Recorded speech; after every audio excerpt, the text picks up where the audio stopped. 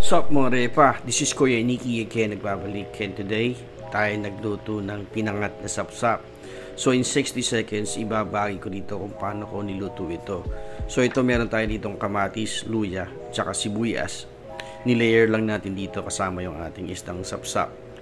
So ayan, alternate siya, yung sibuyas, kamatis, luya, tsaka yung sapsap. Tapos naglagay tayo dito ng teaspoon of rock salt, tapos a teaspoon of ground black pepper.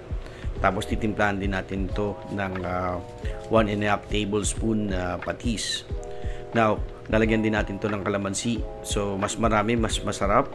So, nalagyan ko nga lang siya ng 6 tablespoons. So, mas maganda kung mga 7 to 8 tablespoon. Tapos, hiling haba. Tapos, 2 cups of water. Pagkatapos yan, pag gusto nyo talaga ng may umami taste, magdagdag kayo dito ng sinigang flavor mix, mga konti lang. Pero itong mga repa, siguradong masarap to.